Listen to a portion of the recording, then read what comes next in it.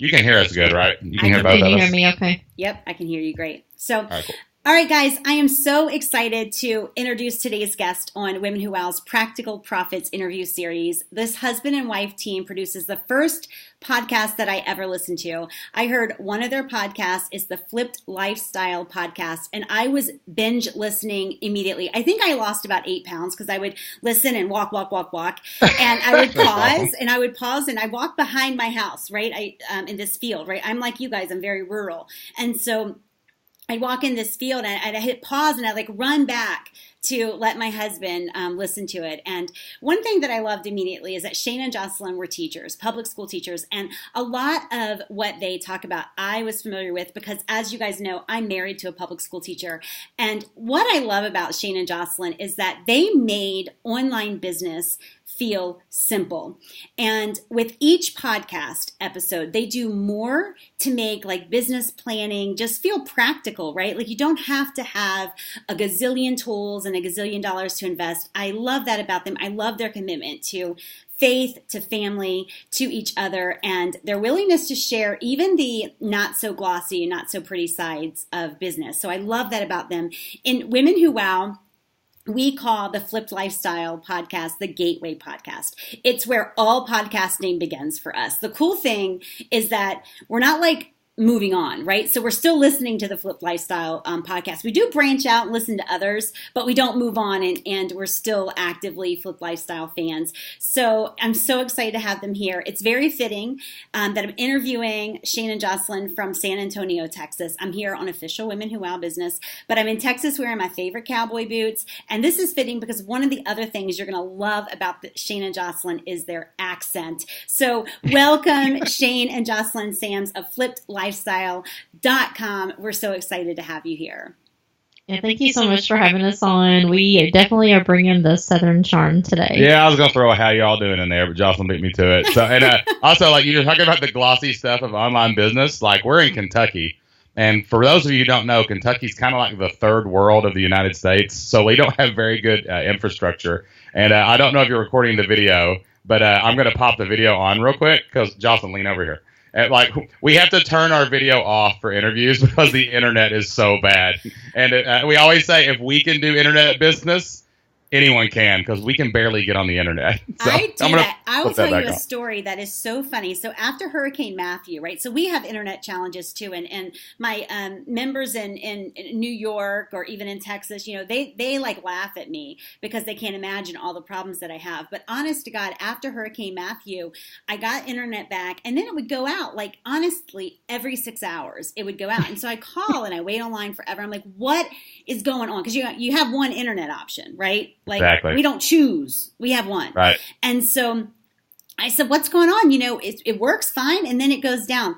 Honestly, their answer to me was that they were taking gas in. They were running the internet plant with gas generators. And so when they ran out of gas, we ran out of internet. That was their answer. I said, you just can't make this stuff up. You can't make that stuff up. Ours is funny because when it rains here, oh yeah, all of our infrastructure is so old that when it rains, our internet gets slower.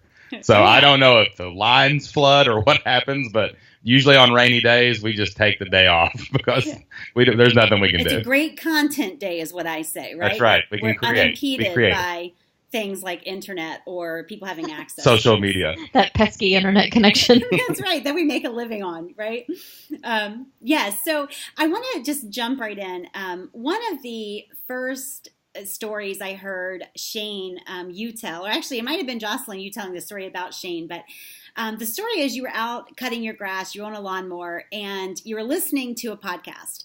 And you got this idea, you ran inside to tell Jocelyn. And one of the details that I've always been curious about is who were you listening to? What were you listening to? And like, what was that big idea that kind of was the seed of the Flipped Lifestyle? Well, what happened was we had some really negative work experiences over about a year or two. Working not just in schools. I don't like to bash schools because I think the schools are a great environment, but just we had some bad bosses. We had some people kind of treat us bad. And a lot of things kind of made me realize that we were really giving a lot of control of our life to other people. And that really did not sit well with me, especially after certain events happened. So I started just brainstorming like things that we could do to make money online. I would always say to Jocelyn, like, I wonder if we could get 1,000 people to just like give us $50 for something, you know? Right. So like we were just kind of throwing these things out there. And instead of music on my podcast while I mowed my grass, I decided that I would listen to some podcasts. So I just did what everybody does. I didn't know about online business. I didn't know what I wanted to do. I just went to the business category and I picked one of the top 10 business podcasts. And the podcast that I found that day was actually Smart Passive Income with Pat Flynn. And it was really early on in Pat's podcast. Like he was nowhere near as big as he is now. It was probably only like 30 episodes in or something like that. So he was just starting. But he was talking on this specific show. It was just so random, the one I picked. I didn't even pick like his first one. I just picked like number 24 or whatever. I don't know. I remember the episode.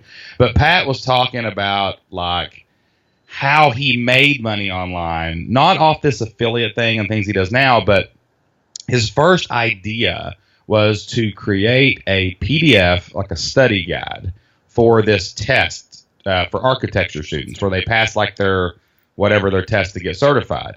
And when he said, and then he said he made like $9,000, and basically all he did was they paid him and he emailed them this study guide.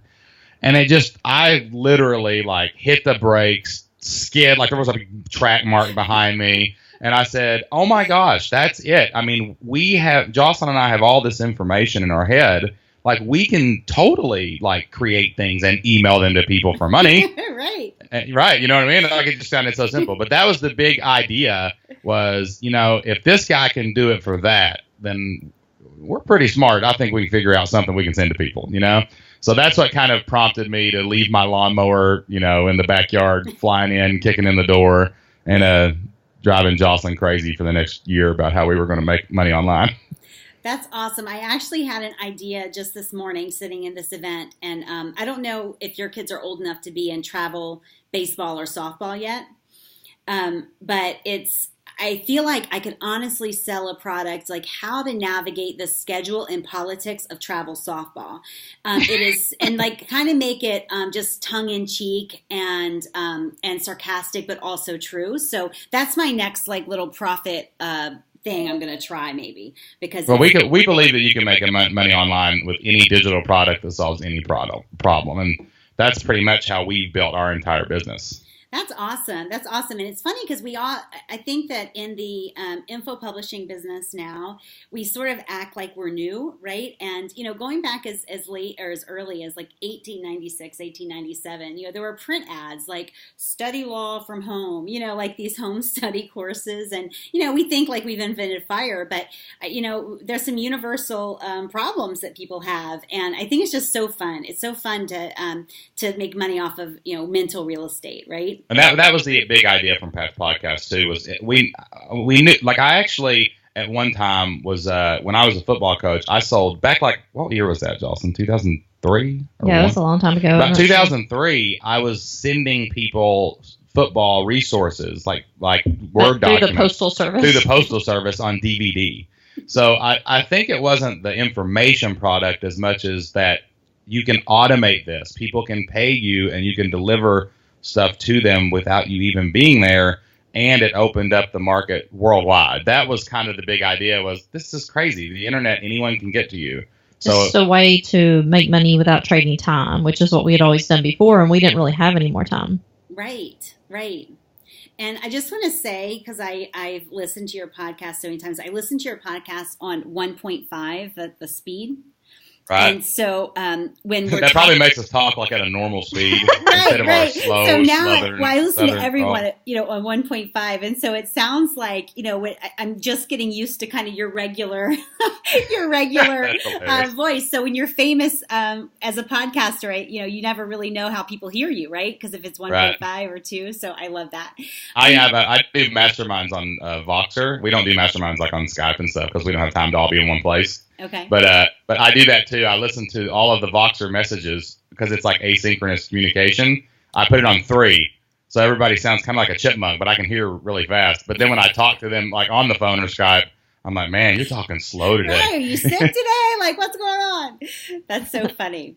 I know it's been 3 years since you guys quit your jobs, and over 3 years, and I just wanted to kind of dig in, if we could, to your biggest fears in that moment, like when you're talking about like actually letting go of that that safety net, essentially. And what did you, so if we talk about that, the biggest fear in those moments, and then what did you wish that you had done sooner? Not like, I wish I'd quit sooner, but like, what would you wish you had done sooner in your business that would have gotten you just even further than you are in 3 really short years? Yeah, so I mean, for me, the fear was really just, I guess, stability and just knowing for sure what was coming next. We had only been in online business about 13 or 14 months when we decided to quit. And, we knew it was going really well, but it was just one of those types of things where you didn't know for sure if it was something that could sustain. But luckily, and well, not really luck, but, a lot of hard work has gone into it. And now we know that we're going to be able to sustain that. But like at the time when we quit, it was a really big question mark for me. And if I'm being really honest, I didn't want to pull the trigger right then. Yeah, I talked her into that. Like, I do that sometimes. Yeah. Like, we were going to wait until the end of that school year to try to save as much money as possible. We had done a lot of things. I wasn't really that scared because to me, it was just like, well, what's the worst thing that happens? We go back and teach again? Like, there was really I knew we had a backup plan, and I knew that, we could always do that again. So I was scared that we would fail, I guess, and that we would have to go back, and that would be embarrassing maybe. But like, I really didn't feel like a fear of the finances and things like that, like Jocelyn did, because I don't know if it's just we're different or like men and women are different, but like I was kind of more gun ho, and Jocelyn was kind of more like, whoa, what are we doing here? But we had taken so many steps to kind of assure ourselves of success. Like, we had sold our house. We downsized and moved into a smaller house. We canceled cable. We sold stuff. Yeah, we took so many expenses out of our life that, like, where most people try to quit and they try to maintain their current lifestyle, but you don't get to do that. That's not how it works. Like, you can quit your job, but then it's going to take you time to get back to that lifestyle that you want. But then you're going to get so much farther. Like, we just bought a house, like a 4,000 or 5,000 square foot house on 30 acres with our own private lake. That's like awesome. That's not possible when we were teachers. No. But what we thought about, we never planned for this to happen. But by quitting and downsizing then and sacrificing for that first year and a half, 2 years, we were able to get not only back to where we were financially and in a stability standpoint, but now it's just exploded beyond that. So, there is fear and there's risk, but there's also a whole lot of reward if you stick to it and you make it, Right. I think it's funny because I never thought of this. I've listened to some of your episodes about saving money to grow your business. And I thought, by the time I was really growing my business, we were already so bare bones budget wise. But I realized just now that when I was pregnant, I was, reading books because back then you didn't really, my kids are 14, 16 next week and 18. And back then you didn't have a lot of books about working from home or whatever. You had some books about affording to stay at home, right? And it's things like cut out cable. Well, like we didn't have cable. It wasn't an option because it didn't come out to where we lived, but it wasn't like we had some big moral stand. We couldn't physically get it. But, cutting out, we didn't have cell phones. And so like I had done everything I could, couponing, whatever, to as I was preparing to stay at home because I didn't know how I could make money, right? So in 1999, like you didn't know anyone who worked from home. In fact, in the early years of my business, I remember I ordered this CD from Good Morning America, and it was call center sounds. So it wouldn't sound like I worked from home because that's like really suspicious. That's awesome. Right? You had sound effects in the background. Yeah, in 1999, like work from home, and you're really suspicious. But yeah, so I love that, and I love that you guys just really bet on yourselves. And one of the things that I grew up with my dad was, he always knew how to make money, right? It was like he might cut someone's, grass, or, build them a deck, or he had a real job too, right? But he always knew it. So I grew up without a fear of not having money, because I always felt like, well, I can always make money. Like I can wait tables, or I could, babysit, or I could cut someone's grass, or I always felt like I could do something to make money, right? I never thought of it as like some big mystery, I guess. We didn't have a lot growing up, but it wasn't mysterious either. I think that some people too forget, like online, like in our community, like we've had people and listeners who've called us and emailed us and told us their story. And like I've seen people think, well, I've got to work on my online business, as much free time as possible. And I only have 10 hours a week to do that, but I don't have any money to buy hosting and do that, things like that. Bull crap. Take 5 of those 10 hours and go mow grass. And now take that money and go invest it into your business. We've had people that have been very successful online, like by they didn't even have a computer. They went to the library at their local public library, and that's where they started their online business until they made enough money to do what they needed to do on the next step. And then they finally had enough money to go buy a $250 computer at Walmart, and that's where they took their next step. And, and that goes back to there's so many people projecting out there in the guru space, like all this crap, like, well, if you don't have a MacBook Pro and you're not a member of every, professional group, and you're not going to every live event in the country forever, every week, and there's no strategic, there's no, how do you get started? There's no first step. And that's really dangerous. Like, everyone out there can literally do this, but yeah, it might take you 2 years to get where you can to even think about quitting your job, or to where you can stop mowing the grass to pay for the expenses until it takes off. And if everybody kind of backs up, I hate seeing people give up because they don't have time or money, because we always say it's just a matter of priorities. You do have time, and there is a way to get the money or to save the money. You just have to figure it out in your circumstances. Right. It's funny because, I guess in defense of the full of hot air online gurus, hard work is really hard to sell. Right? It's hard. Is. People don't, a lot of people don't want to do it. One of the things that I love about just the tribe I've created and what I see with your guys' show is like rolling up our sleeves and getting our hands dirty is honorable. Right? It's not something we're going to hide. It's work, and we put our work boots on and we go. And the problem is that the gurus don't sell hard work. Some of them say it and give it lip service, but most of them say it's easy, it happens, it rolls. If you just buy this magic monthly product that you can create these magic sales pages with, everything will be fine. And that, that's an excuse too that people give us all the time. They'll say, well, everything works out for you and you guys are just so lucky. No, we're not lucky. We were willing to sacrifice and do things that it took to get to the next level that most people aren't willing to do. That's right. Right. And I think that's really, I have an article coming out, like that's really the evil 1%. It's not so much a societal or systemic issue. It's a behavioral issue, right? Like we're doing things that other people aren't willing to do, and we're doing them regularly. I remember going to the YMCA, and you guys have YMCAs in Kentucky, right? Yeah. Okay. Not here, though. Not where we are. I There's wasn't one about an hour and a expected half to be up in there, Lexington, you know what I mean? like within driving distance, right? And Yeah. so I was a member of the YMCA largely because they gave you 2 hours of childcare. And so I could work on my laptop. Yeah, right. Yeah, so I didn't work out, in case that's not obvious. But I did work out, but that's what I did. And I remember, people who were working a regular job, and I was home with my kids, and they would say, oh, you're so lucky. I'm like, lucky? Like as hard as I look, there's no family money. I'm married to a public school teacher. I'm working my butt off. Like I'm working when the kids sleep. I'm working when my husband sleeps. I'm like doing everything I can around my kids' schedule. Like luck, I'd love some luck. The truth is, you don't want to do that. You don't want to stop getting your nails done or your hair done.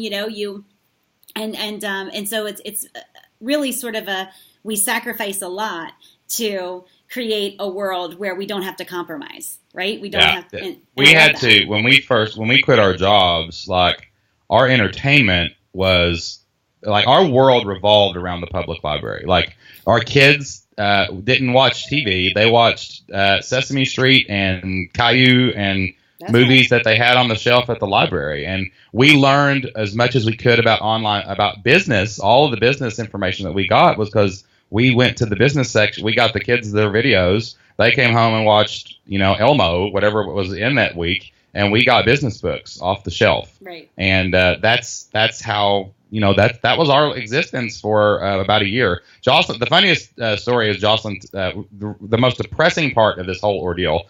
Jocelyn is an Olympics addict. Like, she thinks about the Olympics 3 years in advance. Like, she wants to watch every minute of the Summer Olympics. And the year we quit, we didn't have cable and we couldn't watch the Olympics. And I remember how just like depressing that was for Jocelyn. And like, but this year when we had the Olympics, like, it was actually one of our can't miss moments on our podcast. Like, Jocelyn was like, I'm watching the Olympics because I can. I got cable back now. You know what I mean? Yeah, she's like, I'm watching every event. I don't want anyone to talk to me for the next few weeks. Right. That's the way it goes. And if cable for you guys is like the internet, as it is for me, right? Like, you just pray no one sneezes down the street or else the cable's out, as well as right. As well as the internet, right? Because you have like one line that serves the entire. We got satellite. We got to get around the trees, so we go.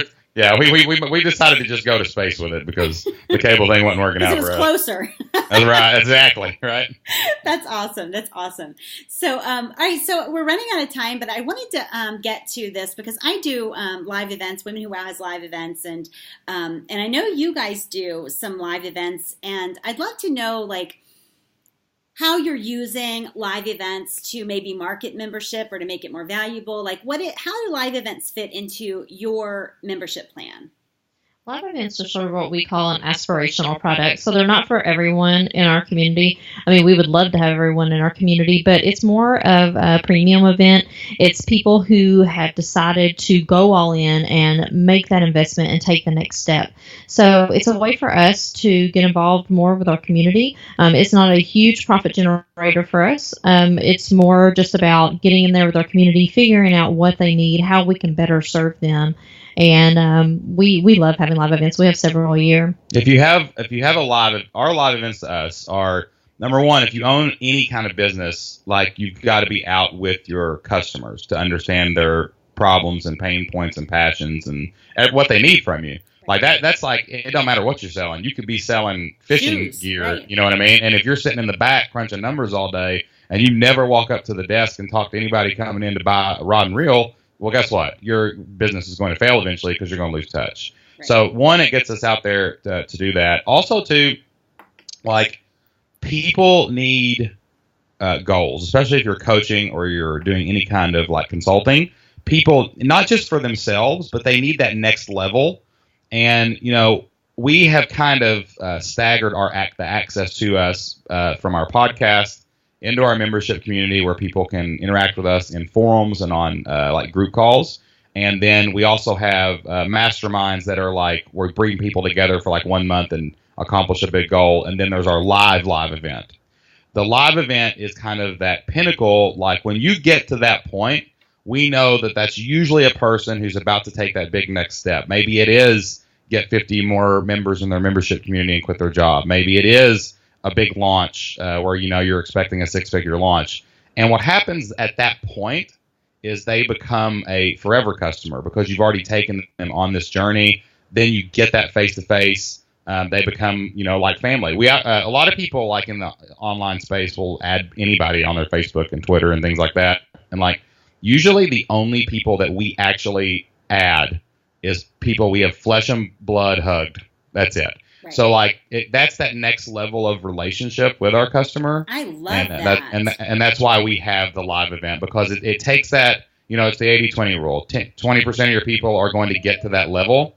Not only do you have to cement that relationship, not only should you be there to help them get to the next level, you took them this far, but it gives everyone else in the community something to work toward. Or aspire to. Which is the aspirational product. So that's what live events are to us. I love it. Like Jocelyn said, it's not really, to make money. Like, our goal is to kind of break even on those when we host them and give people a wonderful experience and make sure that they do make it to the next level.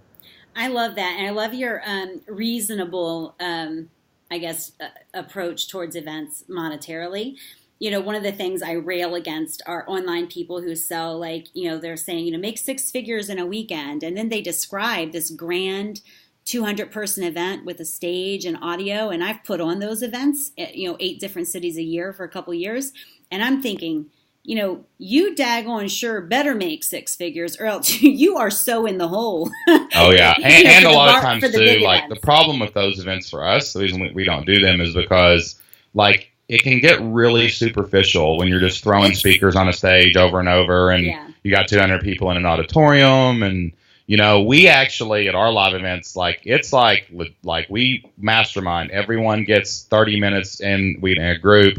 We usually rent like a yacht or something. We try to do them near water, and like we take everybody out on a cruise, and we go to dinner, and like it's a big, like it's like a family reunion. That's the best way that we describe it, because if that's what we want that to be. We don't want it shouldn't boil down to, hey, how much can I bilk my customers for and get them to show up at this event? And there's certainly a time and a place for larger events. They can be really beneficial. We may do one in the future, but it's not going to be like some of the ones we've attended. Right. We just don't want our live events to ever feel that way. Yeah, I agree with you. I did the larger event thing, and I my sweet spot's really like 40 people.